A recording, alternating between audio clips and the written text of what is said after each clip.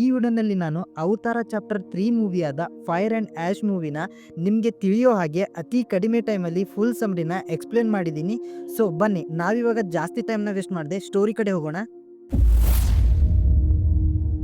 ಅವತಾರ chapter 3 movie ಅವತಾರ chapter 2 ಇಂದನೇ continue ಆಗುತ್ತೆ. ಚಾಪ್ಟರ್ 2 ನಲ್ಲಿ ನಡೆದ ಕ್ಲೈಮ್ಯಾಕ್ಸ್ ಅಲ್ಲಿ ಜೇಕ್ನ ಒಬ್ಬ ಮಗನಾದ ನೆಥೇನಿಯಮ್ ಸತ್ತೋಗಿರ್ತಾನೆ. ಸೊ ಸ್ಟೋರಿ ಅಲ್ಲಿಂದನೇ ಕಂಟಿನ್ಯೂ ಆಗುತ್ತೆ. ಮೂವಿಯ ಸ್ಟಾರ್ಟಿಂಗ್ ಅಲ್ಲಿ ನಮಗೆ ಜೇಕ್ನ ಮಗನಾದ ಲೋಕನ್ನ ತೋರಿಸ್ತಾರೆ. ಲೋಕ್ ಏವಾ ದೇವತೆಗೆ ಕನೆಕ್ಟ್ ಆಗಿ ಕನಸನ್ನ ಕಾಣ್ತಾ ಇರ್ತಾನೆ.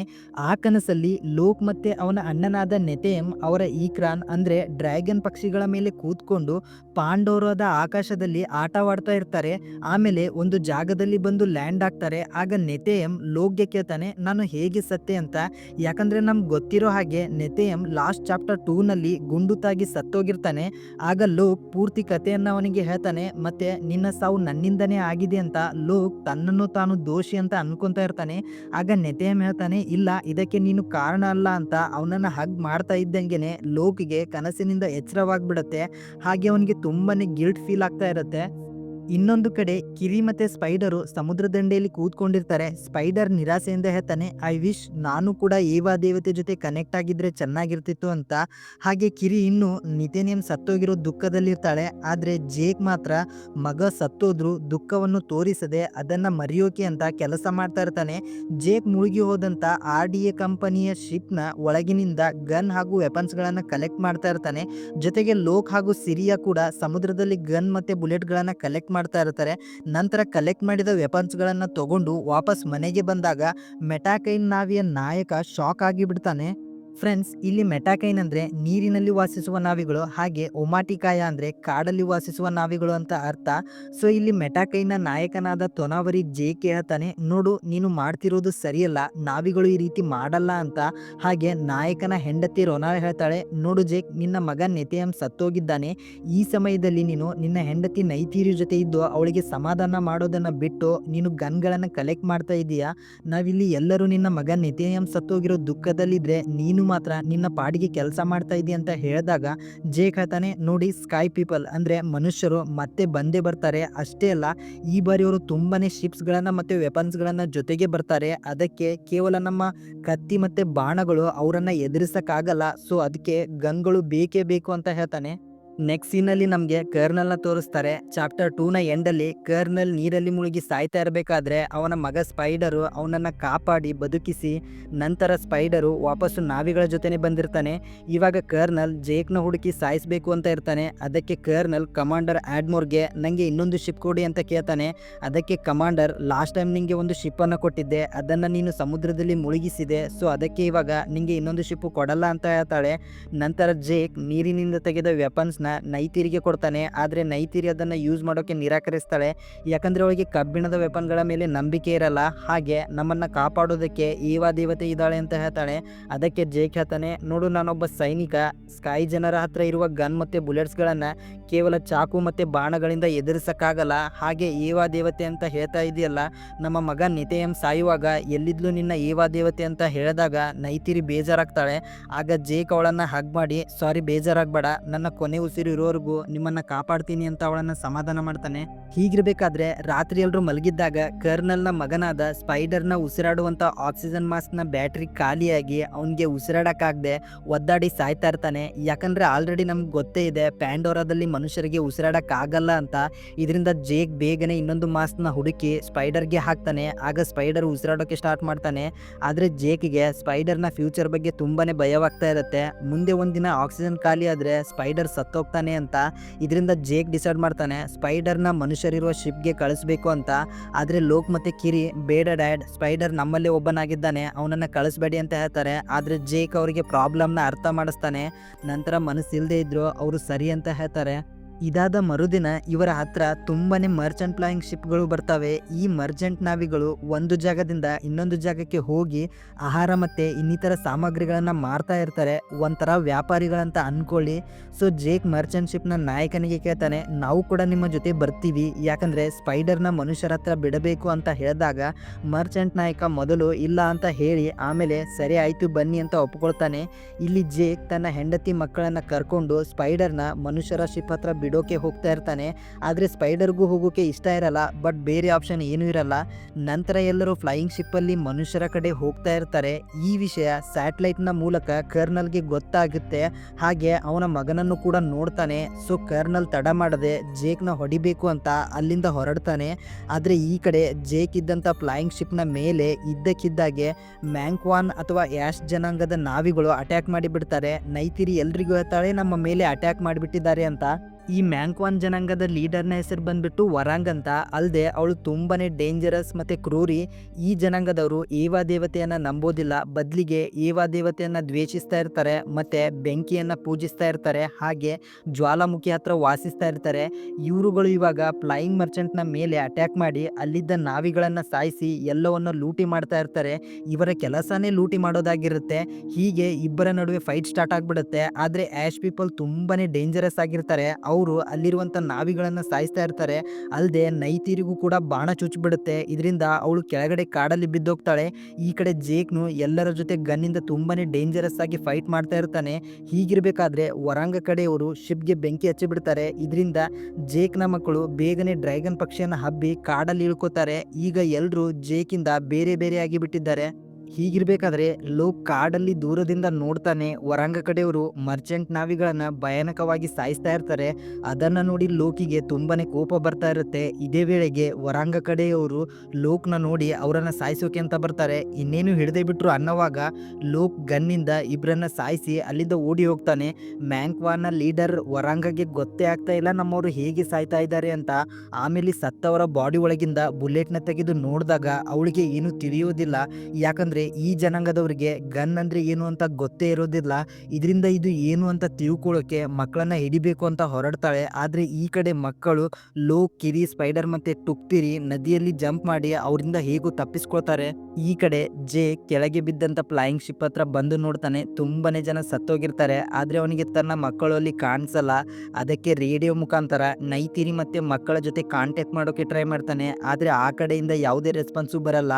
ನೆಕ್ಸ್ಟ್ ಸೀನಲ್ಲಿ ಕಾಡಲ್ಲಿ ಬಿದ್ದಿದ್ದ ನೈತಿರಿಯನ್ನ ಅವಳ ಇಕ್ರಾನ್ ಪಕ್ಷಿ ಬಂದು ಅವಳನ್ನು ತನ್ನ ಮೇಲೆ ಕೂಡಿಸ್ಕೊಂಡು ಅಲ್ಲಿಂದ ಹೋಗುತ್ತೆ. ಹಾಗೆ ಈ ಕಡೆ ಮಕ್ಕಳು ನದಿಯ ದಂಡೆಗೆ ಬಂದು ತಲುಪ್ತಾರೆ. ಆದರೆ ಸ್ಪೈಡರ್ನ ಮಾಸ್ಕ್ನ ಆಕ್ಸಿಜನ್ ಪೂರ್ತಿ ಖಾಲಿ ಆಗೋದ್ರಲ್ಲೇ ಇರುತ್ತೆ. ಸೊ ಅದಕ್ಕೆ ಸ್ಪೈಡರ್ ಹೇಳ್ತಾನೆ ನನ್ನ ಇನ್ನೊಂದು ಮಾಸ್ಕ್ ಶಿಪ್ಪಲ್ಲೇ ಇದೆ, ತರೋಣ ಬಾ ಅಂತ ಲೋಕಿಗೆ ಹೇಳ್ತಾನೆ. ಬೇರೆ ಆಪ್ಷನ್ ಇಲ್ಲದೆ ಸರಿ ಅಂತ ಎಲ್ಲರೂ ಮಕ್ಕಳು ವಾಪಸ್ ಶಿಪ್ ಕಡೆ ನಡೀತಾರೆ. ನಂತರ ಜೇಕ್ ಮಕ್ಕಳನ್ನ ಹುಡುಕ್ತಾ ಇರಬೇಕಾದ್ರೆ ಅಲ್ಲಿಗೆ ಕರ್ನಲ್ ಬಂದು ಜೇಕ್ನ ಹಿಡಿದು ಕಟ್ಟಿ ಹಾಕ್ತಾನೆ. ಕರ್ನಲ್ ಜೇಕ್ನ ಸಾಯಿಸಬೇಕು ಅಂತಾನೆ ಇರ್ತಾನೆ. ಆದರೆ ಜೇಕ್ ಹೇಳ್ತಾನೆ ಸ್ಪೈಡರ್ ಮಾಸ್ಕು ಇಲ್ಲೇ ಬಿಟ್ಟಿದ್ದಾನೆ. ಅಲ್ಲದೆ ಒಂದೇ ಮಾಸ್ಕಿಂದ ಅವನು ಜಾಸ್ತಿ ಹೊತ್ತು ಉಸಿರಾಡಕ್ಕಾಗಲ್ಲ, ಅವನಿಗೆ ಅರ್ಜೆಂಟಾಗಿ ಮಾಸ್ಕ್ನ ಕೊಡಬೇಕು ಅಂತ ಹೇಳಿದಾಗ ಕರ್ನಲ್ಲು ಹೇಗೆ ಬೇಡ ಅಂತಾನೆ ಹೇಳಿ, ಯಾಕಂದರೆ ಸ್ಪೈಡರ್ ಕರ್ನಲ್ನ ಮಗನೇ ಆಗಿರ್ತಾನೆ. ಸರಿ ಅಂತ ಇಬ್ಬರೂ ಕೂಡಿ ಮಕ್ಕಳನ್ನ ಹುಡುಕ್ತಾ ಹೋಗ್ತಾರೆ. ಈ ಕಡೆ ಸ್ಪೈಡರ್ನ ಮಾಸ್ಕಲ್ಲಿ ಆಕ್ಸಿಜನ್ ಪೂರ್ತಿ ಖಾಲಿಯಾಗಿ ಅವನು ಸತ್ತೋಗ್ತಾ ಇರ್ತಾನೆ. ಆಗ ಕಿರಿ ಲೋಕ್ಗೆ ಸ್ಪೈಡರ್ನ ಇಲ್ಲಿ ಕೆಳಗಡೆ ಮಲಗಿಸು ಅಂತ ಹೇಳ್ತಾಳೆ. ಲೋಕ್ ಸ್ಪೈಡರ್ನ ಕೆಳಗಡೆ ಮಲಗಿಸ್ತಾನೆ. ಕಿರಿಗೆ ದೈವಿಕ ಶಕ್ತಿ ಇರುತ್ತೆ. ಅವಳು ಏವಾ ದೇವತೆಯ ಜೊತೆ ತನ್ನ ಕನೆಕ್ಷನ್ನ ಮಾಡಿ ಏವಾ ದೇವತೆಗೆ ಸ್ಪೈಡರ್ನ ಉಸಿರಾಡುವಂತೆ ಮಾಡುವಂತ ಬೇಡ್ಕೋತಾಳೆ. ಹಾಗೆ ಏವಾ ಟ್ರೀಯ ಒಂದು ಹೂವು ಸಿಗುತ್ತೆ. ಅದನ್ನು ಕಿರಿ ಸ್ಪೈಡರ್ನ ಬಾಯಿ ಒಳಗಡೆ ಹಾಕ್ತಾಳೆ. ಬಟ್ ಸ್ಪೈಡರ್ ಕಡೆಯಿಂದ ಯಾವುದೇ ರೆಸ್ಪಾನ್ಸ್ ಬರೋದಿಲ್ಲ. ಇದರಿಂದ ಎಲ್ಲರೂ ಸ್ಪೈಡರ್ ಸತ್ತೋದ ಅಂತ ಅನ್ಕೊಂತಾ ಇರಬೇಕಾದ್ರೆ ಸ್ಪೈಡರ್ಗೆ ಎಚ್ಚರ ಬಿಡುತ್ತೆ. ಅಲ್ಲದೆ ಸ್ಪೈಡರ್ ಇವಾಗ ಯಾವುದೇ ಮಾಸ್ಕ್ ಇಲ್ದೇನೆ ಉಸಿರಾಡ್ತಾ ಇರ್ತಾನೆ. ಇದರಿಂದ ಅವ್ರೆಲ್ರಿಗೂ ತುಂಬಾನೇ ಖುಷಿ ಆಗುತ್ತೆ. ಅಲ್ಲದೆ ಕಿರಿ ಸ್ಪೈಡರ್ನ ತುಂಬಾನೇ ಇಷ್ಟಪಡೋಕೆ ಸ್ಟಾರ್ಟ್ ಮಾಡಿಬಿಟ್ಟಿರ್ತಾಳೆ. ಹೀಗೆ ಇವರು ಖುಷಿಯಿಂದ ಕಿರಿಸ್ತಾ ಇರಬೇಕಾದ್ರೆ ಅಲ್ಲಿಗೆ ಮ್ಯಾಂಕ್ವಾನ್ ವರಾಂಗ ತನ್ನ ಟೀಮ್ನೊಂದಿಗೆ ಬಂದು ಮಕ್ಕಳನ್ನ ಹಿಡಿದು ಕಟ್ಟಿ ಹಾಕಿ ಬಿಡ್ತಾಳೆ. ಇದೇ ವೇಳೆಗೆ ಅಲ್ಲಿಗೆ ಜೇಕ್ ಮತ್ತೆ ಕರ್ನಲ್ ಬಂದು ಬಚ್ಚಿಟ್ಕೊಂಡು ಇವರನ್ನ ನೋಡ್ತಾ ಇರ್ತಾರೆ. ಅಲ್ಲದೆ ಸ್ಪೈಡರ್ ಮಾಸ್ಕ್ ಇಲ್ಲದೆ ಉಸಿರಾಡ್ತಾ ಇರೋದನ್ನ ನೋಡಿ ಇವರು ಗಾಬರಿ ಆಗ್ತಾರೆ. ಹಾಗೆ ವರಾಂಗ್ ಕೂಡ ಈ ಮನುಷ್ಯ ಮಾಸ್ಕ್ ಇಲ್ಲದೆ ಹೇಗೆ ಉಸಿರಾಡ್ತಾ ಇದ್ದಾನೆ ಅಂತ ಶಾಕ್ ಆಗ್ತಾಳೆ. ಹಾಗೆ ಲೋಕ್ ಹತ್ರ ಇದ್ದ ಗನ್ನ ತಗೊಂಡು ಇದನ್ನ ಹೇಗೆ ಯೂಸ್ ಮಾಡೋದು ಅಂತ ಕೇಳ್ತಾಳೆ. ಅದರಲ್ಲಿ ಬುಲೆಟ್ಸ್ ಖಾಲಿಯಾಗಿದೆ, ಅದು ಇವಾಗ ಫೈರ್ ಆಗಲ್ಲ ಅಂತ ಲೋಕ್ ಹೇಳಿದಾಗ ವರಾಂಗಗೆ ಕೋಪ ಬಂದು ಜೇಕ್ನ ಚಿಕ್ಕ ಮಗಳನ್ನ ಸಾಯಿಸೋಕೆ ಆರ್ಡರ್ ಕೊಡ್ತಾಳೆ. ಇದನ್ನೆಲ್ಲ ನೋಡಿದ ಜೇಕ್ ಕರ್ನಲ್ಗೆ ಹೇಳ್ತಾನೆ ನನ್ನ ಕಟ್ಟನ್ನು ಬೇಗ ಬಿಚ್ಚು, ನಾವೀಗ ಮಕ್ಕಳನ್ನ ಕಾಪಾಡಬೇಕು ಅಂತ ಹೇಳ್ತಾನೆ. ಕರ್ನಲ್ ಜೇಕ್ನ ಕಟ್ಟನ್ನು ಬಿಚ್ಚಿ ಇಬ್ರು ಸೇರಿ ವರಾಂಗ ಮೇಲೆ ಅಟ್ಯಾಕ್ ಮಾಡ್ತಾರೆ. ಜೇಕ್ ಎಲ್ಲರ ಮೇಲೆ ಅಟ್ಯಾಕ್ ಮಾಡಿ ಅವರನ್ನ ಹೊಡಿತಾನೆ. ಹಾಗೆ ಕರ್ನಲ್ ವರಾಂಗನ ತನ್ನ ಕಂಟ್ರೋಲ್ಗೆ ತಗೋತಾನೆ. ಆದರೆ ಸ್ವಲ್ಪ ಹೊತ್ತಲ್ಲೇ ವರಾಂಗ್ ತನ್ನ ಕ್ರೂ ಅಂದರೆ ಅವಳ ಜುಟ್ಟನ್ನು ಕರ್ನಲ್ ಜೊತೆ ಕನೆಕ್ಟ್ ಮಾಡಿ ಅವನನ್ನು ತನ್ನ ಕಂಟ್ರೋಲ್ಗೆ ತಗೋತಾಳೆ. ಹಾಗೆ ಜೇಕ್ ಮತ್ತು ಮಕ್ಕಳನ್ನು ಬಂಧಿಸಿ ಬಿಡ್ತಾಳೆ. ವರಾಂಗ್ ಕರ್ನಲ್ಗೆ ಗನ್ನ ಹೇಗೆ ಯೂಸ್ ಮಾಡೋದಂತ ಕೇಳಿದಾಗ ಕರ್ನಲ್ನು ಕೂಡ ಹೇಳಿಕೊಡ್ತಾನೆ. ನಂತರ ಜೇಕ್ ಹಾಗೂ ಮಕ್ಕಳನ್ನ ಬಲಿ ಕೊಡ್ಬೇಕಂತ ರೆಡಿ ಮಾಡ್ತಾ ಇರಬೇಕಾದ್ರೆ ಕಿರಿ ಯಾರಿಗೂ ಗೊತ್ತಾಗದೆ ತನ್ನ ಜುಟ್ಟಿಂದ ನೇಚರ್ ಜೊತೆ ಕನೆಕ್ಟ್ ಆಗಿ ಅಲ್ಲಿರುವ ಕೆಲವು ಮ್ಯಾಂಕ್ವಾನ ನಾವಿಗಳನ್ನ ಚೂಪಾದ ಗಿಡಗಳ ಮುಳ್ಳಿನಿಂದ ಸಾಯಿಸಿ ಅಲ್ಲಿಂದ ತಪ್ಪಿಸ್ಕೊಂಡು ಅವರು ಓಡೋಗ್ಬಿಡ್ತಾರೆ. ಇದರಿಂದ ವರಾಂಗ ರೊಚ್ಚಿಗೆದ್ದು ಜೇಕ್ ಹಾಗೂ ಮಕ್ಕಳನ್ನ ಹುಡುಕೋಕೆ ಸ್ಟಾರ್ಟ್ ಮಾಡ್ತಾರೆ. ಹೀಗಿರ್ಬೇಕಾದ್ರೆ ಈ ಕಡೆ ಡ್ರ್ಯಾಗನ್ ಪಕ್ಷಿ ನೈತೀರಿನ ಅವಳ ಜನಗಳ ಕ್ಯಾಂಪ್ಗೆ ಕರ್ಕೊಂಡ್ ಬಂದು ಬಿಡುತ್ತೆ. ಡಾಕ್ಟರ್ಸು ನೈತೀರಿಯ ಸರ್ಜರಿ ಮಾಡಿ ಅವಳಿಗೆ ಚುಚ್ಚಿದ ಬಾಣವನ್ನ ತೆಗಿತಾರೆ. ನೈತೀರಿಗೆ ಪ್ರಜ್ಞೆ ಬರ್ತಾ ಇದ್ದಂಗೆನೆ ಅವಳು ನನ್ನ ಮಕ್ಕಳು ಎಲ್ಲಿ, ಅವರು ಕಷ್ಟದಲ್ಲಿದ್ದಾರೆ ಅಂತ ಹೇಳ್ತಾಳೆ. ಸೊ ಅದಕ್ಕೆ ನೈತೀರಿ ತಡ ಮಾಡದೆ ಅವರ ಜನರನ್ನು ಕರ್ಕೊಂಡು ಮಕ್ಕಳನ್ನ ಹುಡ್ಕೋಕೆ ಹೋಗ್ತಾಳೆ. ಇನ್ನೊಂದು ಕಡೆ ಜೇಕ್ ಹಾಗೂ ಅವನ ಮಕ್ಕಳು ಒಂದು ನದಿಯ ದಂಡೆಯಲ್ಲಿ ಸುಸ್ತಾಗಿ ರಾತ್ರಿ ಅಲ್ಲೇ ಮಲ್ಕೊತಾರೆ. ಇವರ ಜೊತೆ ಕರ್ನಲ್ಲು ಕೂಡ ಬಂದಿರ್ತಾನೆ. ನಂತರ ಬೆಳಿಗ್ಗೆ ಆಗ್ತಾ ಇದ್ದಂಗೆನೆ ಜೇಕ್ ನೋಡ್ತಾನೆ ಕೆಲವು ಡ್ರ್ಯಾಗನ್ಗಳು ತಮ್ಮ ಕಡೆನೆ ಬರ್ತಾ ಇರೋದನ್ನ ನೋಡಿ ವರಾಂಗ ಬಂದ್ಲು ಅಂತ ಓಡ್ತಾ ಇರಬೇಕಾದ್ರೆ ಗೊತ್ತಾಗುತ್ತೆ ಅದು ವರಾಂಗ ಅಲ್ಲ ನೈತೀರಿ ಅಂತ. ನಂತರ ಅವರು ಇವ್ರ ಹತ್ರ ಬರ್ತಾರೆ. ಕರ್ನಲ್ ಕೂಡ ಅಲ್ಲಿಂದ ತನ್ನ ಬೇಸ್ ಕ್ಯಾಂಪ್ಗೆ ಹೋಗಿ ಬಿಡ್ತಾನೆ. ನೈತೀರಿ ಮಕ್ಕಳನ್ನ ನೋಡಿ ತುಂಬಾನೇ ಖುಷಿ ಆಗ್ತಾಳೆ. ಆದ್ರೆ ನೈತೀರಿ ಜೊತೆ ಅವತಾರ ವೇಷದಲ್ಲಿ ಬಂದಿದ್ದ ಡಾಕ್ಟರು ಸ್ಪೈಡರು ಮಾಸ್ಕ್ ಇಲ್ಲದೆ ಉಸಿರಾಡ್ತಾ ಇರೋದನ್ನ ನೋಡಿ ಗಾಬರಿ ಆಗ್ಬಿಡ್ತಾನೆ. ನಂತರ ಕ್ಯಾಂಪ್ಗೆ ಹೋಗಿ ಲ್ಯಾಬಲ್ಲಿ ಸ್ಪೈಡರ್ನ ಚೆಕ್ ಮಾಡಿದಾಗ ಗೊತ್ತಾಗುತ್ತೆ ಸ್ಪೈಡರ್ನ ಬಾಡಿ ನರ್ವ್ಸ್ ಎಲ್ಲ ನಾವಿಗಳ ಥರ ಬದಲಾಗಿ ಅವನ ಬಾಡಿ ಎಲ್ಲ ಪ್ಯಾಂಡೋರ ಪ್ರಕೃತಿಗೆ ಅಡ್ಜಸ್ಟ್ ಆಗುವಂತೆ ಬದಲಾಗ್ಬಿಟ್ಟಿರುತ್ತೆ. ಇದನ್ನು ನೋಡಿದ ಜೇಕ್ಗಂತೂ ತುಂಬಾನೇ ಭಯ ಆಗುತ್ತೆ ಮತ್ತೆ ಟೆನ್ಷನು ಆಗ್ಬಿಡುತ್ತೆ. ಏನಕ್ಕಂದ್ರೆ ಒಂದು ವೇಳೆ ಈ ವಿಷಯ RDA ಕಂಪ್ನಿಯವರಿಗೆ ಏನಾದರೂ ಗೊತ್ತಾದರೆ ಅವರು ಮನುಷ್ಯರೆಲ್ಲರನ್ನು ಇದೇ ರೀತಿ ಉಸಿರಾಡೋ ಥರ ಟ್ರಾನ್ಸ್ಫರ್ ಮಾಡಿ ಎಲ್ಲ ಮನುಷ್ಯರನ್ನು ಇಲ್ಲಿಗೆ ಕರ್ಕೊಂಡು ಬಂದು ಇಡೀ ಪ್ಯಾಂಡರವನ್ನೇ ನಾಶ ಮಾಡಿಬಿಡ್ತಾರೆ ಅಂತ ಡಾಕ್ಟರ್ಗೆ ಹೇಳ್ತಾನೆ. ಆಗ ಡಾಕ್ಟರ್ ಸ್ಪೈಡರ್ನ ತಲೆ ತೋರಿಸಿ ನೋಡು ಇವನ ತಲೆಯಲ್ಲಿ ಕೂಡ ನಾವಿಗಳ ಥರ ಕ್ರೂ ಅಂದರೆ ಜುಟ್ಟು ಬೆಳೀತಿದೆ, ಇದರಿಂದ ಎಲ್ಲ ನಾವಿಗಳ ಥರ ಇವನು ಕೂಡ ಎಲ್ಲದರ ಜೊತೆ ಕನೆಕ್ಟ್ ಆಗ್ಬೋದು ಅಂತ ತೋರಿಸ್ತಾನೆ. ನಂತರ ಈ ಕಡೆ ಕಿರಿ ತನ್ನ ಬಗ್ಗೆ ತಾನು ತಿಳ್ಕೊಳ್ಳೋಕ್ಕೆ ಅಂದರೆ ಅವಳಿಗೆ ಈ ಪವರ್ಗಳು ಹೇಗೆ ಬಂದು ಅಂತ ತಿಳ್ಕೊಬೇಕು ಅಂತ ಟ್ರೀ ಅಪ್ಸುಲ್ ಅಂದರೆ ಈವಾ ದೇವತೆ ಜೊತೆ ಕನೆಕ್ಟ್ ಆಗ್ತಾಳೆ. ಆದರೆ ಕಿರಿಗೆ ಈವಾ ದೇವತೆ ಜೊತೆ ಮಾತಾಡೋಕ್ಕೆ ತುಂಬಾನೇ ಕಷ್ಟ ಆಗ್ತಾ ಇರುತ್ತೆ. ಇದರಿಂದ ಕಿರಿಗೆ ಒಂಥರ ಫೀಲ್ ಆಗಿ ಅವಳು ಈವಾ ದೇವತೆಯಿಂದ ಡಿಸ್ಕನೆಕ್ಟ್ ಆಗ್ತಾಳೆ. ಹಾಗೆ ಅವಳು ತುಂಬಾನೇ ಬೇಜಾರಾಗ್ತಾಳೆ. ಹೀಗಿರ್ಬೇಕಾದ್ರೆ ನೈತೀರಿ ಮತ್ತೆ ಜೇಕು ಒಂದು ಸತ್ಯವನ್ನು ಕಿರಿಗೆ ಹೇಳ್ತಾರೆ. ನೋಡು ಕಿರಿ, ನಿನ್ನ ನಿಜವಾದ ತಂದೆ ತಾಯಿ ನಾವಲ್ಲ, ಹಾಗೆ ನಿಂಗೆ ಯಾವ ತಂದೆನೂ ಕೂಡ ಇಲ್ಲ. ಅಂದರೆ ನೀನು ಗ್ರೇಸ್ ಅನ್ನೋ ಒಬ್ಬಳು ಸೈಂಟಿಸ್ಟ್ನ ಮಗಳು. ಯಾವಾಗ ನಿನ್ನ ತಾಯಿ ಗ್ರೇಸ್ ಸಾಯ್ತಾ ಇದ್ಲು ಆವಾಗ ನಾವು ಗ್ರೇಸ್ನ ಬದುಕಿಸ್ಬೇಕು ಅಂತ ಮಾ ಏವಾ ದೇವತೆಯ ಸಹಾಯದಿಂದ ಅವಳ ಆತ್ಮವನ್ನು ಅವತಾರ ಬಾಡಿಗೆ ಟ್ರಾನ್ಸ್ಫರ್ ಮಾಡ್ತಾ ಇರಬೇಕಾದ್ರೆ ಅವಳು ಸತ್ತೋಗ್ತಾಳೆ. ಆದರೆ ಅವಳ ಅವತಾರ ಬಾಡಿಲಿ ಒಂದು ಮಗು ಡೆವಲಪ್ ಆಗಿರುತ್ತೆ. ಆ ಮಗು ಬೇರೆ ಯಾರೂ ಅಲ್ಲ, ಕಿರಿನೇ ಆಗಿರ್ತಾಳೆ. ಕಿರಿ ಏವಾ ದೇವತೆಯ ಅಂಶದಿಂದ ಹುಟ್ಟಿರೋದ್ರಿಂದ ಅವಳಿಗೆ ತಂದೆ ಇರಲ್ಲ. ಮತ್ತೆ ಏವಾ ದೇವತೆಯ ಪವರ್ ಕೂಡ ಕಿರಿಯಲ್ಲಿ ಬಂದಿರುತ್ತೆ. ಮತ್ತೆ ಜೇಕ್ ಹೇಳ್ತಾನೆ ಅದು ಏನಾದರೂ ಇರಲಿ ನೀನು ನನ್ನ ಮಗಳೇ ಅಂತ ಕಿರಿಗೆ ಹೇಳ್ತಾನೆ. ನಂತರ ಲ್ಯಾಬಲ್ಲಿ ಸ್ಪೈಡರ್ ಹೇಗೆ ಮಾಸ್ಕ್ ಇಲ್ಲದೆ ಉಸಿರಾಡ್ತಾ ಇದ್ದಾನೆ ಅಂತ ಮನುಷ್ಯರು ತಿಳ್ಕೊತಾ ಇರ್ತಾರೆ. ಇದರಿಂದ ಜೇಕ್ ಮತ್ತು ನೈತೀರಿಗೆ ತುಂಬಾ ಟೆನ್ಷನ್ ಆಗ್ತಾ ಇರುತ್ತೆ. ಹೀಗಿರಬೇಕಾದ್ರೆ ನೈತೀರಿ ಹೇಳ್ತಾಳೆ ನಾವು ಸ್ಪೈಡರ್ನ ಸಾಯಿಸಲೇಬೇಕು ಅಂತ. ಆಗ ಜೇಕ್ ಸ್ಪೈಡರ್ ನಮ್ಮಲ್ಲಿ ಒಬ್ಬ ಅಲ್ಲದೆ ನಾವು ಬೆಳೆಸಿದಂಥ ಹುಡುಗ, ಅವನನ್ನು ಹೇಗೆ ಸಾಯಿಸ್ತೆ ಅಂತ ಕೇಳ್ತಾನೆ. ನೆಕ್ಸ್ಟ್ ಸೀನಲ್ಲಿ ನಮಗೆ ಕೆಲವು ಮನುಷ್ಯರನ್ನು ತೋರಿಸ್ತಾರೆ. ಅವರು ಮತ್ತೆ ಆ ಸಮುದ್ರದಲ್ಲಿ ಸಿಗುವ ಅತ್ಯಂತ ದೊಡ್ಡ ಪ್ರಾಣಿಗಳಾದ ಟುಲ್ಕುನ್ಸ್ಗಳನ್ನು ಹಿಡಿದು ಸಾಯಿಸ್ತಾ ಇರ್ತಾರೆ. ಯಾಕಂದರೆ ಈ ಟುಲ್ಕುನ್ಸ್ಗಳ ಬಾಡಿಲಿ ಒಂದು ಥರದ ಲಿಕ್ವಿಡ್ ಸಿಗ್ತಾ ಇರುತ್ತೆ. ಈ ಲಿಕ್ವಿಡ್ ಇಂದ ಮನುಷ್ಯರ ಆಯಸ್ಸು ತುಂಬಾನೇ ಹೆಚ್ಚಾಗ್ತಾ ಇರುತ್ತೆ. ಆದ್ರಿಂದ ಈ ಲಿಕ್ವಿಡ್ ಸಾವಿರಾರು ಕೋಟಿಗೆ ಬೆಲೆ ಬಾಳ್ತಾ ಇರುತ್ತೆ. ಇದರಿಂದ ಮೆಟ್ಕೈನ್ನ ಲೀಡರ್ ಆದ ತೊನವರಿ ಒಂದು ಮೀಟಿಂಗ್ ನ ಮಾಡಿ ಹೇಳ್ತಾನೆ ನೋಡಿ ಸಮುದ್ರದಲ್ಲಿ ಟುಲ್ಕೋನ್ಸ್ಗಳು ಏನಿದ್ದಾವೋ ಅವುಗಳಿಂದ ಮನುಷ್ಯರು ನಮ್ಮ ಮೇಲೆ ಅಟ್ಯಾಕ್ ಮಾಡ್ತಾ ಇದ್ದಾರೆ. ಅಲ್ಲದೆ ಪೈಕಾನ್ ಅನ್ನೋ ಟುಲ್ಕೋನು ಮನುಷ್ಯರ ಶಿಪ್ ಮೇಲೆ ಅಟ್ಯಾಕ್ ಮಾಡಿದೆ. ಇನ್ನು ಅವುಗಳು ನಮ್ಮ ಜೊತೆ ಇರೋದ್ರಿಂದ ನಮಗೆ ಅಪಾಯವಾಗುತ್ತೆ. ಆದ್ರಿಂದ ಅವುಗಳನ್ನ ಇಲ್ಲಿಂದ ದೂರ ಹೋಗಿ ಅಂತ ಟುಲ್ಕೋನ್ಸ್ಗಳಿಗೆ ತೊನಾವರಿ ಹೇಳ್ತಾನೆ. ಇದರಿಂದ ಟುಲ್ಕೋನ್ಸ್ಗಳು ಸುಮ್ಮನೆ ಅಲ್ಲಿಂದ ತುಂಬಾನೇ ದೂರ ಹೋಗಿ ಬಿಡ್ತವೆ. ಆದರೆ ಜೇಕ್ನ ಮಗ ಲೋಕ್ ಇದಕ್ಕೆ ಒಪ್ಕೊಳ್ತಾ ಇರಲ್ಲ. ಯಾಕಂದರೆ ಪೈಕಾನ್ ಅನ್ನೋ ಟುಲ್ಕೋನು ಅವನ ಇಷ್ಟವಾದ ಫ್ರೆಂಡ್ ಆಗಿರುತ್ತೆ. ಮತ್ತು ಲೋಕ್ ಲೀಡರ್ಗೆ ಹೇಳ್ತಾನೆ ನೋಡಿ ಪೈಕಾನ್ ನಮ್ಮ ಜೊತೆನೇ ಇದ್ದು ಮನುಷ್ಯರ ವಿರುದ್ಧ ಹೋರಾಡೋಕ್ಕೆ ಹೆಲ್ಪ್ ಮಾಡುತ್ತೆ ಅಂತ ಹೇಳಿದಾಗ ಜೇಕ್ ಸಿಟ್ಟಿನಿಂದ ಅವನನ್ನು ಸೈಡ್ಗೆ ಕರ್ಕೊಂಡು ಬಂದು ನೀನು ದೊಡ್ಡವರ ಮಾತನ್ನು ಏನಕ್ಕೆ ಕೇಳಲ್ಲ, ಮುಚ್ಕೊಂಡಿರೋಕ್ಕೆ ಬರಲ್ವಾ, ನೀನು ಈ ಮುಂಚೆನೇ ನನ್ನ ಮಾತನ್ನೇನಾದರೂ ಕೇಳಿದರೆ ನಿನ್ನ ಅಣ್ಣ ಇನ್ನೂ ಜೀವಂತವಾಗಿರ್ತಿದ್ದ ಅಂತ ಬೈದು ಬಿಡ್ತಾನೆ. ಇದರಿಂದ ಲೋಕ್ಗೆ ಹಾರ್ಟ್ ಬ್ರೇಕ್ ಆಗುತ್ತೆ, ತುಂಬಾ ಬೇಜಾರಾಗ್ಬಿಡುತ್ತೆ. ಯಾಕಂದರೆ ಮೊದಲೇ ಅವನು ತನ್ನಿಂದಾನೇ ತನ್ನ ಅಣ್ಣ ಸತ್ತೋಗಿದ್ದಾನೆ ಅನ್ನೋ ಗಿಲ್ಟಲ್ಲಿರ್ತಾನೆ. ಅದಕ್ಕೆ ಲೋಕು ದುಃಖದಲ್ಲಿ ಅವನ ಗನ್ನಿಂದ ಶೂಟ್ ಮಾಡಿಕೊಂಡು ಸಾಯಬೇಕು ಅಂತ ಇರಬೇಕಾದ್ರೆ ಅಲ್ಲಿಗೆ ಕಿರಿ ಹಾಗೂ ಸಿರಿಯಾ ಬರ್ತಾರೆ. ಲೋಕಿಗೆ ಹೀಗೆಲ್ಲ ಮಾಡ್ಕೋಬೇಡ ಅಂತ ಸಮಾಧಾನ ಮಾಡ್ತಾರೆ. ಈ ಸಿರಿಯಾ ಯಾರಪ್ಪ ಅಂದರೆ ಮೆಟ್ಕೈನ ಲೀಡರ್ ಆದ ತೊನಾವರಿಯ ಮಗಳಾಗಿರ್ತಾಳೆ. ಹಾಗೆ ಅವಳು ಲೋಕ್ನ ತುಂಬಾ ಇಷ್ಟಪಡ್ತಾ ಇರ್ತಾಳೆ. ಹಾಗೆ ಇವಾಗ ಸ್ಪೈಡರ್ನ ಕ್ರೂ ಅಂದರೆ ಜುಟ್ಟು ಬೆಳೆದಿರುತ್ತೆ, ಇದರಿಂದ ಅವನು ಅಲ್ಲಿ ಎಲ್ಲ ಪ್ರಾಣಿಗಳ ಜೊತೆ ಕನೆಕ್ಟು ಕೂಡ ಆಗ್ತಾ ಇರ್ತಾನೆ. ಇದಾದ ನಂತರ ನೆಕ್ಸ್ಟ್ ಸೀನಲ್ಲಿ ಕರ್ನಲ್ ತನ್ನ ಮಗ ಸ್ಪೈಡರ್ನ ಎಲ್ಲ ಕಡೆ ಮತ್ತೆ ಹುಡುಕ್ತಾ ಇರ್ತಾನೆ, ಆದರೆ ಅವನಿಗೆ ತನ್ನ ಮಗ ಸಿಗ್ತಾನೇ ಇರಲ್ಲ.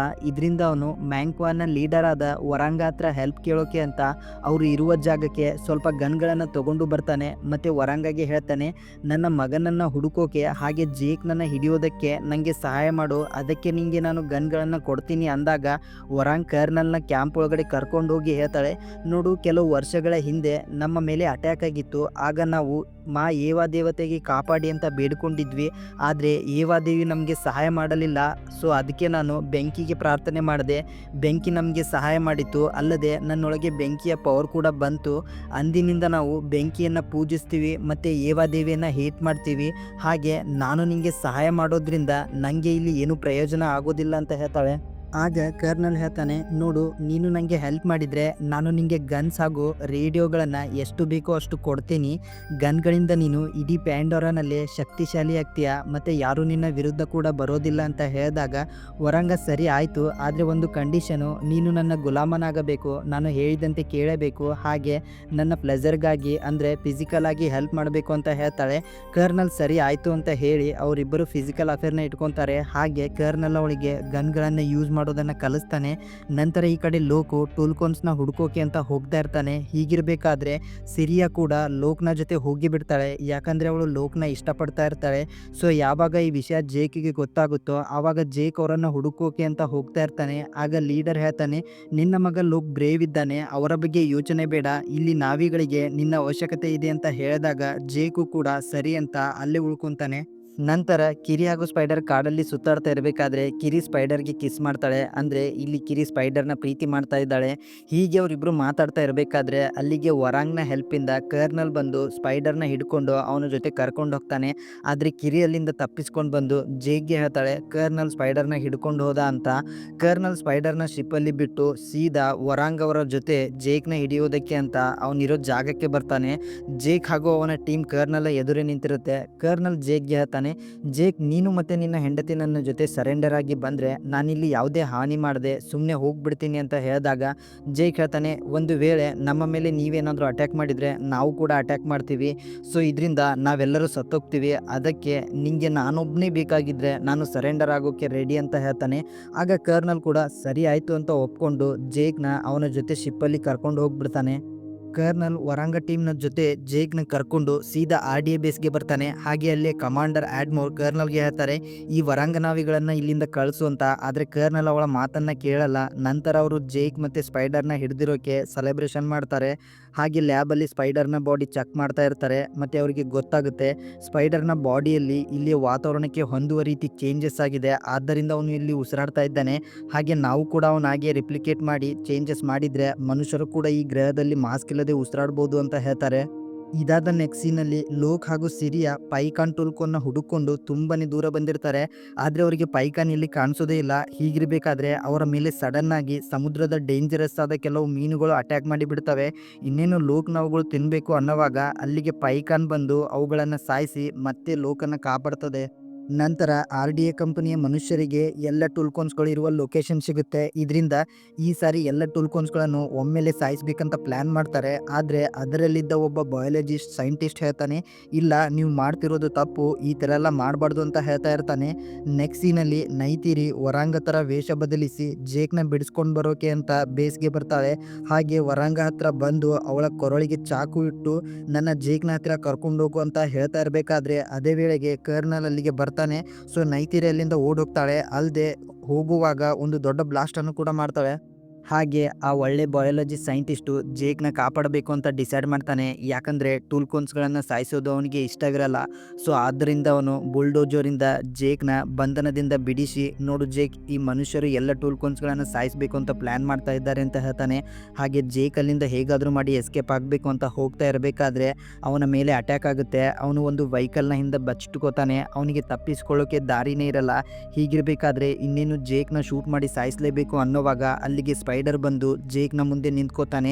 ಯಾಕಂದರೆ ಸ್ಪೈಡರ್ಗೆ ಗೊತ್ತು ಮನುಷ್ಯರು ಅವನ ಮೇಲೆ ಅಟ್ಯಾಕ್ ಮಾಡಲ್ಲ ಅಂತ. ಯಾಕಂದರೆ ಅವನೊಬ್ಬನಿಂದನೇ ಈ ಗ್ರಹದಲ್ಲಿ ಹೇಗೆ ಉಸಿರಾಡೋದಂತ ತಿಳ್ಕೊಳ್ಳೋಕ್ಕಾಗೋದು. ಆ್ಯಂಡ್ ಇದೇ ವೇಳೆಗೆ ಅಲ್ಲಿಗೆ ನೈತಿರಿ ಬಂದು ಅವರಿಬ್ಬರನ್ನ ಕರ್ಕೊಂಡು ಅಲ್ಲಿಂದ ಎಸ್ಕೇಪ್ ಆಗ್ತಾರೆ.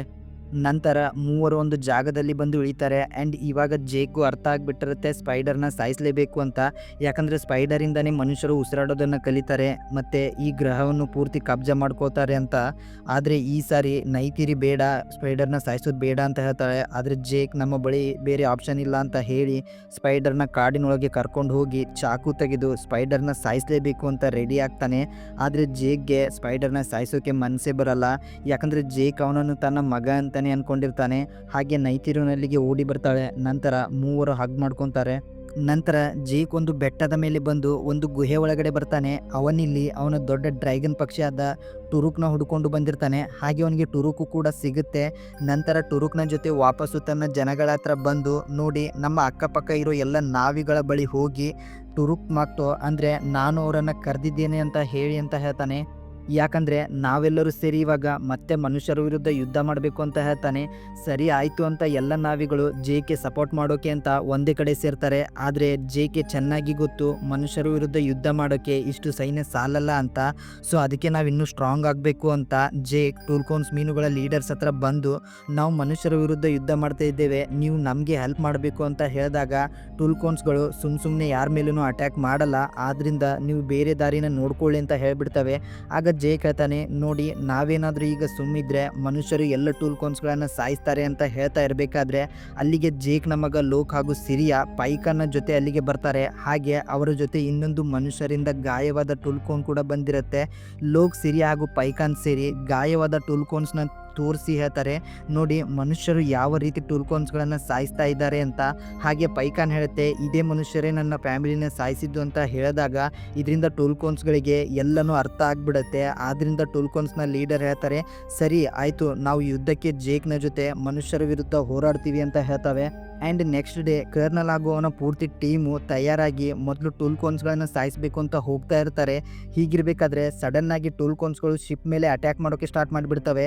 ಇದರಿಂದ ಮನುಷ್ಯರ ಶಿಪ್ಗಳು ಮುರಿದು ಹೋಗ್ತಾ ಇರ್ತವೆ. ಹಾಗೆ ಈ ಕಡೆ ಜೇಕ್ ಹಾಗೂ ಅವನ ಟೀಮ್ ಪೂರ್ತಿ ರೆಡಿಯಾಗಿ ಮನುಷ್ಯರ ಮೇಲೆ ಅಟ್ಯಾಕ್ ಮಾಡೋಕ್ಕೆ ಸ್ಟಾರ್ಟ್ ಮಾಡಿಬಿಡ್ತಾರೆ. ಹೀಗಿರಬೇಕಾದ್ರೆ ಮ್ಯಾಂಕ್ವಾನ್ನ ಟೀಮ್ ಅಂದರೆ ವರಾಂಗ ಅವರು ಎಂಟ್ರಿ ಕೊಟ್ಟು ಜೇಕ್ನ ಟೀಮ್ ಮೇಲೆ ಅಟ್ಯಾಕ್ ಮಾಡೋಕ್ಕೆ ಸ್ಟಾರ್ಟ್ ಮಾಡಿಬಿಡ್ತಾರೆ. ಹೀಗೆ ನೋಡ್ತಾ ನೋಡ್ತಾ ಇಬ್ಬರ ನಡುವೆ ಮತ್ತೆ ದೊಡ್ಡ ಯುದ್ಧನೇ ಸ್ಟಾರ್ಟ್ ಆಗಿಬಿಡುತ್ತೆ. ವರಾಂಗ ಟೀಮ್ ತುಂಬಾ ಡೇಂಜರಸ್ ಹಾಗೂ ಅವರು ತುಂಬಾ ಜನ ಇರ್ತಾರೆ. ಅಲ್ಲದೆ ಅವ್ರ ಹತ್ರ ಇವಾಗ ಗನ್ಸ್ಗಳು ಕೂಡ ಇರ್ತವೆ. ಇದರಿಂದ ಜೇಕ್ನ ಟೀಮಲ್ಲಿ ತುಂಬಾ ನಾವಿಗಳು ಸತ್ತೋಗ್ತಿರ್ತಾರೆ. ಇದನ್ನು ನೋಡಿದ ಕಿರಿಗೆ ಗೊತ್ತಾಗ್ಬಿಡುತ್ತೆ ನಾವಿನ್ನು ಸೋತೋಗ್ತೀವಿ ಅಂತ. ಆದ್ದರಿಂದ ಅವಳು ಏವಾ ದೇವತೆ ಜೊತೆ ಕನೆಕ್ಟ್ ಆಗೋಕೆ ಅಂತ ನೀರಲ್ಲಿ ಜಂಪ್ ಮಾಡ್ತಾಳೆ. ಹಾಗೆ ಏವಾ ದೇವಿ ಜೊತೆ ಕನೆಕ್ಟು ಕೂಡ ಆಗ್ತಾಳೆ. ಏವಾ ದೇವಿಗೆ ಹೆಲ್ಪ್ ಮಾಡಿ ಅಂತ ಕೇಳ್ಕೊತಾ ಇರ್ತಾಳೆ. ಆದರೆ ಅವಳು ಒಬ್ಬಳಿಗೆ ಏವಾ ದೇವತೆನ ರೀಚ್ ಆಗೋಕೆ ಆಗ್ತಾ ಇರಲ್ಲ. ಆಗ ಸ್ಪೈಡರ್ ಅವಳ ಹತ್ರ ಬಂದು ಅವನು ಏವಾ ದೇವತೆ ಜೊತೆ ಕನೆಕ್ಟ್ ಆಗ್ತಾನೆ. ಹಾಗೆ ಜೇಕ್ನು ಸಣ್ಣ ಮಗಳು ಬರ್ತಾಳೆ. ಇವಾಗ ಮೂವರು ಸೇರ್ಕೊಂಡು ಏವಾ ದೇವತೆಗೆ ಬೇಡ್ಕೊತಾರೆ. ಹೀಗಿರಬೇಕಾದ್ರೆ ಅಲ್ಲಿ ಒಂದು ದೊಡ್ಡ ಬ್ಲಾಸ್ಟ್ ಆಗಿಬಿಡುತ್ತೆ. ಇದರಿಂದ ಏವಾ ದೇವತೆ ಜೊತೆ ಇದ್ದ ಕನೆಕ್ಷನ್ ಕೂಡ ಕಟ್ ಆಗಿಬಿಡುತ್ತೆ. ಈ ಕಡೆ ವರಾಂಗವಳ ಬೆಂಕಿಯ ಶಕ್ತಿಯಿಂದ ನೈತಿರಿಯ ಡ್ರ್ಯಾಗನ್ ಪಕ್ಷಿಯ ರೆಕ್ಕೆಯನ್ನು ಸುಟ್ಟು ಬಿಡ್ತಾಳೆ. ಇದರಿಂದ ನೈತಿರಿ ಕೆಳಗಡೆ ಬಿದ್ದೋಗ್ತಾಳೆ. ಮತ್ತು ಜೇಕ್ ತನ್ನ ದೊಡ್ಡ ಪಕ್ಷಿಯಿಂದ ಎಲ್ಲರನ್ನು ಹೊಡಿತಾ ಇರಬೇಕಾದ್ರೆ ಅವನ ಪಕ್ಷಿಗೂ ಕೂಡ ಹೊಡೆದು ಬಿಡ್ತಾರೆ. ಇದರಿಂದ ಅವರು ಕೆಳಗಡೆ ಬಿದ್ದೋಗ್ತಾರೆ. ಮತ್ತು ಲೀಡರ್ ತೊನಾವರಿಯ ಪ್ರೆಗ್ನೆಂಟ್ ಹೆಂಡತಿಗೂ ಕೂಡ ಶೂಟ್ ಮಾಡ್ತಾರೆ. ಇದರಿಂದ ಅವಳು ಸಾಯುವಂಥ ಸ್ಟೇಜ್ಗೆ ಹೋಗಿಬಿಡ್ತಾಳೆ. ಜೇಕ್ ರೇಡಿಯೋನಲ್ಲಿ ನೈತಿರಿಗೆ ಹೇಳ್ತಾನೆ, ನೀನು ಇಂಜುರಿ ಆಗಿದ್ದೀಯಾ, ಅದಕ್ಕೆ ನೀನು ಸುರಕ್ಷಿತವಾಗಿರು ಅಂತ ಹೇಳ್ತಾನೆ. ಆದರೆ ನೈತಿರಿ ಹೇಳ್ತಾಳೆ, ಇಲ್ಲ ಲೀಡರ್ನ ಹೆಂಡತಿಗೆ ಗಾಯ ಆಗಿದೆ, ಅಲ್ಲದೆ ಅವಳು ಪ್ರೆಗ್ನೆಂಟು, ನಾನು ಅವಳಿಗೆ ಹೆಲ್ಪ್ ಮಾಡಬೇಕು ಅಂತ ಅವಳ ಹತ್ರ ಬರ್ತಾಳೆ. ಆದರೆ ಲೀಡರ್ನ ಹೆಂಡತಿ ಸಾಯೋದ್ರಲ್ಲೇ ಇರ್ತಾಳೆ. ಇದರಿಂದ ಅವಳು ಸಾಯೋ ಮುಂಚೆ ಒಂದು ಮಗುವಿಗೆ ಜನ್ಮ ಕೊಟ್ಟು ಅದನ್ನು ನೈತಿರಿಗೆ ಒಪ್ಪಿಸಿ ಸತ್ತೋಗ್ಬಿಡ್ತಾಳೆ. ನಂತರ ಜೇಕ್ ತನ್ನ ಮಗ ಲೋಕ್ಗೆ, ನೀನು ತುಂಬಾ ಒಳ್ಳೆ ಕೆಲಸ ಮಾಡಿದ್ದೀಯಾ, ನಿನ್ನಿಂದಲೇ ಟೂಲ್ಕೋನ್ಸ್ಗಳು ನಮಗೆ ಯುದ್ಧದಲ್ಲಿ ಹೆಲ್ಪ್ ಮಾಡಿದವು, ನನಗೆ ನಿನ್ನ ಮೇಲೆ ತುಂಬಾ ಪ್ರೌಡ್ ಫೀಲ್ ಆಗ್ತಾ ಇದೆ ಅಂತ ಹೇಳ್ತಾನೆ. ನೆಕ್ಸ್ಟ್ ಸೀನಲ್ಲಿ ಕಿರಿನ ತೋರಿಸ್ತಾರೆ. ಅವಳು ಇನ್ನೂ ನೀರಲ್ಲೇ ಇರ್ತಾಳೆ. ಏವಾ ದೇವತೆ ಜೊತೆ ಕನೆಕ್ಟ್ ಆಗ್ತಾಳೆ. ಇದರಿಂದ ನೀರಲ್ಲಿದ್ದ ತುಂಬಾ ಮೀನುಗಳು ಮೇಲೆ ಬರ್ತವೆ. ಅಲ್ಲದೆ ಅವುಗಳು ಕಿರಿಯ ಮಾತನ್ನು ಕೇಳ್ತಾ ಇರ್ತವೆ. ಸೊ ಇವಾಗ ಕಿರಿಯ ಅವುಗಳಿಗೆ ಮೇಲೆ ಇರುವ ಎಲ್ಲ ಶತ್ರುಗಳನ್ನು ಸಾಯಿಸಿರಿ ಅಂತ ಆರ್ಡರ್ನ ಕೊಡ್ತಾಳೆ. ಹಾಗೆ ಜೇಕ್ನ ದೊಡ್ಡ ಪಕ್ಷಿ ಕೂಡ ಇನ್ನೂ ಬದುಕೇ ಇರುತ್ತೆ. ಅದು ಕೂಡ ಜೋರಾಗಿ ಕೂಗಿ ಎಲ್ಲ ಪಕ್ಷಿಗಳನ್ನು ಕರೆಯುತ್ತೆ. ಇದರಿಂದ ಎಲ್ಲ ಕ್ರಿಯೇಚರ್ಗಳು ಬಂದು ಮನುಷ್ಯ ಹಾಗೂ ವರಾಂಗ ಕಡೆಯವರನ್ನು ಸಾಯಿಸೋಕೆ ಸ್ಟಾರ್ಟ್ ಮಾಡಿಬಿಡ್ತವೆ. ಹೀಗಿರಬೇಕಾದ್ರೆ ಶಿಪ್ನ ಕಮಾಂಡರ್ಗೆ ಅರ್ಥ ಆಗಿಬಿಡುತ್ತೆ ಅವರಿಗೆ ಇವಾಗ ಈ ಯುದ್ಧವನ್ನು ಗೆಲ್ಲಕ್ಕಾಗಲ್ಲ ಅಂತ ಅದಕ್ಕೆ ಅವ್ರು ಅಲ್ಲಿಂದ ಓಡೋಗೋಕೆ ಟ್ರೈ ಮಾಡ್ತಾರೆ. ಆದರೆ ಶಿಪ್ನ ಥ್ರಸ್ಟರ್ಸ್ಗಳು ವರ್ಕ್ ಆಗ್ತಿರಲ್ಲ. ಇದರಿಂದ ಶಿಪ್ಪನ್ನು ಅಲ್ಲೇ ಬಿಟ್ಟು ಅಲ್ಲಿಂದ ಓಡೋಗೋಕೆ ಸ್ಟಾರ್ಟ್ ಮಾಡ್ತಾರೆ. ಹೀಗಿರಬೇಕಾದ್ರೆ ಈ ಕಡೆ ಕರ್ನಲ್ ಹಾಗೂ ವರಾಂಗ ಟೀಮಿನವರು ನೈತಿರಿ ಹಾಗೆ ಈಗ ತಾನೇ ಹುಟ್ಟಿದ ಮಗುವನ್ನು ಬಂದಿ ಮಾಡ್ತಾರೆ. ಕರ್ನಲ್ ಜೇಕ್ಗೆ ಧಮಕಿ ಹಾಕ್ತಾನೆ, ನೀನು ಸ್ಪೈಡರ್ನ ನನಗೆ ಒಪ್ಪಿಸು, ಇಲ್ಲಾಂದರೆ ಇವರನ್ನು ಸಾಯಿಸ್ಬಿಡ್ತೀನಿ ಅಂತ.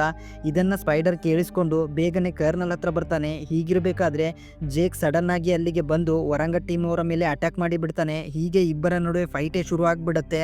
ಅಲ್ಲದೆ ವರಾಂಗ ನೈತಿರಿಯನ್ನು ಇನ್ನೇನು ಸಾಯಿಸ್ತಾ ಇರಬೇಕಾದ್ರೆ ಕಿರಿ ಅಲ್ಲಿಗೆ ಬಂದು ವರಾಂಗ ಕ್ರೂ ಅಂದರೆ ಅವಳ ಜುಟ್ಟಿಗೆ ಕನೆಕ್ಟ್ ಮಾಡಿ ಅವಳನ್ನು ಕಂಟ್ರೋಲ್ ಮಾಡ್ತಾಳೆ ಮತ್ತು ಹೇಳ್ತಾಳೆ, ಏವಾ ದೇವತೆ ನಿನಗಿಂತ ತುಂಬಾ ಶಕ್ತಿಶಾಲಿಯಾಗಿದ್ದಾಳೆ ಅಂತ.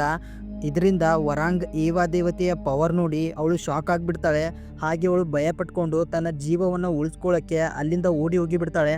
ಹೀಗಿರಬೇಕಾದ್ರೆ ಈ ಕಡೆ ಕರ್ನಲ್ ಸ್ಪೈಡರ್ನ ಕರ್ಕೊಂಡು ಅಲ್ಲಿಂದ ಹೋಗ್ತಾನೆ. ಆದರೆ ಜೇಕ್ನು ಕೂಡ ಅವರನ್ನು ಹಿಂಬಾಲಿಸ್ತಾನೆ. ಹೀಗೆ ಫೈಟ್ ಮಾಡ್ತಾನೆ. ಜೇಕ್ ಕರ್ನಲ್ಲಿಂದ ಸ್ಪೈಡರ್ನ ತನ್ನ ಹತ್ರ ಏನೋ ಕರ್ಕೊತಾನೆ. ಆದರೆ ಕರ್ನಲ್ ಅವರನ್ನು ಕೆಳಗಡೆ ಬೀಳಿಸ್ತಾನೆ. ಅಂದರೆ ಅವರು ತುಂಬಾ ಮ್ಯಾಗ್ನೆಟಿಕ್ ಫೀಲ್ಡ್ ಇರುವಂಥ ಒಂದು ತೇಲುವ ಬಂಡೆ ಮೇಲೆ ಇರ್ತಾರೆ. ಅಲ್ಲದೆ ಆ ಜಾಗ ತುಂಬಾ ಹೈಟು ಮತ್ತು ಡೇಂಜರಸ್ ಆಗಿರುತ್ತೆ. ಅಂದ್ರೂ ಕೂಡ ಕರ್ನಲ್ ಮತ್ತು ಜೇಕು ಫೈಟ್ ಮಾಡ್ತಾನೆ ಇರ್ತಾರೆ. ಕರ್ನಲ್ ಅಂತೂ ಕೇಳ್ತಾನೆ ಇರಲ್ಲ. ಇದರಿಂದ ಸ್ಪೈಡರ್ ಕರ್ನಲ್ನ ಕೈಗೆ ಬಾಣವನ್ನು ಹೊಡೆದು ಬಿಡ್ತಾನೆ. ಅಂದ್ರೂ ಕೂಡ ಅವರಿಬ್ರು ಡೇಂಜರಸ್ ಆಗಿರುವ ಮ್ಯಾಗ್ನೆಟಿಕ್ ಫೀಲ್ಡ್ ಅಲ್ಲಿ ಫೈಟ್ ಮಾಡ್ತಾನೆ ಇರ್ತಾರೆ. ಇದೇ ವೇಳೆಗೆ ಸ್ಪೈಡರು ಜಗಳನ ಬಿಡಿಸ್ತಾ ಇರಬೇಕಾದ್ರೆ ಅಲ್ಲಿಂದ ಸ್ಲೀಪ್ ಆಗಿ ಅವನು ಕೆಳಗಡೆ ಬೀಳ್ತಾ ಇರಬೇಕಾದ್ರೆ ಕರ್ನಲ್ ಅವನನ್ನ ನೋಡಿ ಜಂಪ್ ಮಾಡಿ ಸ್ಪೈಡರ್ನ ಹಿಡ್ಕೊಂಡು ಒಂದು ಗಿಡದ ರೆಂಬೆನ ಹಿಡ್ಕೊಂಡ್ಬಿಡ್ತಾನೆ. ಆ್ಯಂಡ್ ಇವಾಗ ಜೇಕ್ನು ಕೂಡ ಅವರಿಗೆ ಹೆಲ್ಪ್ ಮಾಡಬೇಕಾಗುತ್ತೆ, ಯಾಕಂದ್ರೆ ಬೀಳ್ತಾ ಇರೋದು ಸ್ಪೈಡರು. ಸೊ ಅದಕ್ಕೆ ಅವನು ಇಬ್ಬರನ್ನ ಮೇಲೆ ಎಳ್ಕೊಂತಾನೆ. ಆ್ಯಂಡ್ ಇದೇ ವೇಳೆಗೆ ಅಲ್ಲಿಗೆ ನೈತಿರಿ ಹಾಗೂ ಮಕ್ಕಳು ಬಂದು ಕರ್ನಲ್ಗೆ ಹೊಡೆಯೋಕೆ ರೆಡಿಯಾಗಿರ್ತಾರೆ. ಆದರೆ ಜೇಕ್ ಅವರನ್ನು ಹೊಡಿಬೇಡಿ ಅಂತ ತಡಿತಾನೆ. ಆದರೆ ಕರ್ನಲ್ ಇವಾಗ ತಾನು ಏನು ಮಾಡೋಕ್ಕಾಗಲ್ಲ, ನಾನು ಸೋತೋಗಿದ್ದೀನಿ ಅಂತ ತಿಳ್ಕೊಂಡು ಕಹಾನಿ ಅಭಿ ಬಾಕಿ ಹೇ ದೋಸ್ತ್ ಅಂತ ಹೇಳಿ ಅಲ್ಲಿಂದ ಕೆಳಗಡೆ ಜಂಪ್ ಮಾಡಿ ಬಿಡ್ತಾನೆ. ಸೊ ಇಲ್ಲಿಗೆ ಕೊನೆಗೂ ಯುದ್ಧ ಮುಗಿಯುತ್ತೆ. ಜೇಕ್ ಮತ್ತೆ ತನ್ನ ಫ್ಯಾಮಿಲಿ ಜೊತೆ ಒಂದಾಗ್ತಾನೆ. ಟೂಲ್ಕೋನ್ಸ್ಗಳು ಈಗ ಪಾಯ್ಕಾನ ತಮ್ಮ ಜೊತೆ ಸೇರಿಸ್ಕೊಳ್ತವೆ. ಮತ್ತು ಎಲ್ಲ ನಾವಿಗಳು ನೀರಲ್ಲಿ ಏವಾ ದೇವತೆ ಜೊತೆ ಕನೆಕ್ಟ್ ಆಗ್ತಾರೆ. ಸ್ಪೈಡರು ಕೂಡ ಕನೆಕ್ಟ್ ಆಗ್ತಾನೆ. ಹಾಗೆ ಇವರೆಲ್ಲರೂ ಕನಸಿನ ಲೋಕಕ್ಕೆ ಹೋಗ್ತಾರೆ. ಅಲ್ಲಿ ಎಲ್ಲರೂ ಇರ್ತಾರೆ. ಕಿರಿ ಸ್ಪೈಡರ್ನ ನೆತೇಮ್ ಹಾಗೂ ತನ್ನ ತಾಯಿ ಗ್ರೇಸ್ಗೆ ಮೀಟ್ ಮಾಡಿಸ್ತಾಳೆ.